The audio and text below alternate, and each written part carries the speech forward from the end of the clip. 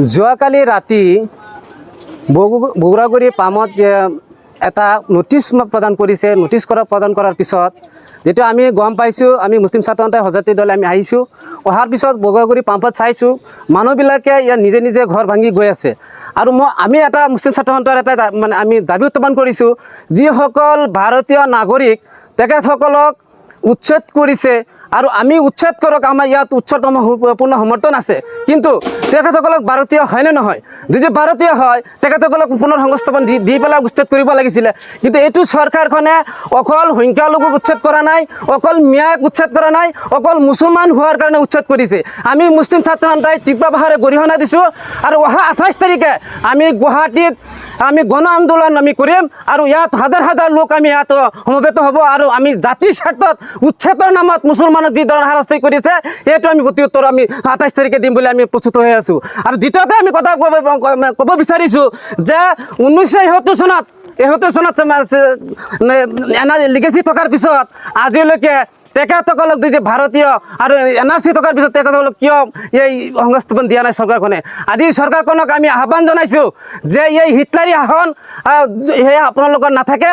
2026 চনত ইয়াৰ আপোনাৰ প্ৰত্যুত্তৰ পাব।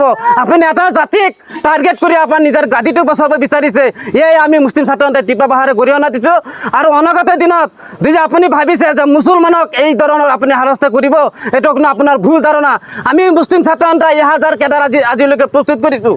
দৰকাৰ পৰিলে জাতিৰ স্বাৰ্থত, মুছলমানৰ স্বাৰ্থত আমি মুছলিম ছাত্ৰ সন্থাই আমি এই জাতিৰ হকে নিজৰ গুলি খাই পুলিচৰ গুলি আমি ভয় নকৰি আমি গুলি খাই মৰি আমি বাধ্য হ'ম, কিন্তু আমি জাতিৰ হৈ শ্বহীদ হ'বলৈ আমি প্ৰস্তুত আছোঁ। কিন্তু চৰকাৰক বাৰম্বাৰ আমি সকীয়াই দিছোঁ যে যিসকল ভাৰতীয় নাগৰিক থকাৰ স্বত্ত্বেও তেওঁলোকে বিদেশী বনাইছে আৰু বিদেশী নামত ভাৰতীয়ক মানে হাৰাশাস্তি কৰিছে, এই আমি মুছলিম ছাত্ৰ সন্থাই তীব্ৰ ভাষাৰে গৰিহণা দিছোঁ।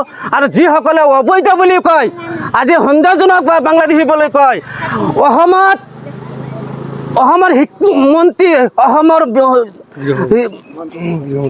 অসমৰ মুখ্যমন্ত্ৰী হিন্দু, প্ৰশাসন হিন্দু থকাৰ স্বত্ত্বত বাংলাদেশৰ পৰা যদি এই মানুহ যদি আহিছে তেতিয়াহ'লে আপোনালোকৰ চৰকাৰখন ব্যৰ্থ হৈছে, গৃহ বিভাগ ব্যৰ্থ হৈছে।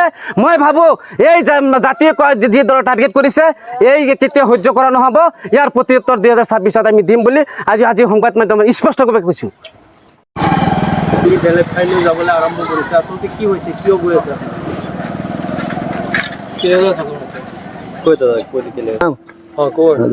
আমরা যে কাঁচা রাইজ করিয়া আমরা লুটি দিছে এতে গাঙে আমরা ভাঙিয়ে দিন লাগে, আমরা জান লাগা বাদে আমরা কী করাম, সরকারের ওয়াটার ভাইজি কইছে যে পুলিশে দিছে, তখন আমরা কী করবাম, ঘর ভাঙে যাওয়া শুরু করছি। কই যাই আমরা যাইবার তো জায়গা নাই, নদী লয়ে গেছে সম্পত্তি, আগের যা আছেন সম্পত্তি নদী লয়ে গেছে, মাড়ি বাড়ি যা আছেন সব লয়ে গেছে গা। তখন আমরা যাই কই সরকারক কি কব, সরকারে আমরা কি কারে কি কইয়াম, কারে তো কইবার মতো আমরা নাই। আমরা আন্দাজে মায়ের ডরে বা আমরা অত্যাচারের ডরে এতে বাগিয়ে যাইতেছি ঘর বাড়ি ভাঙ্গিয়া যায়, সব সম্পত্তি সামান সারা আছে সব আমরা গাড়ি বাড়ি যেতেছি।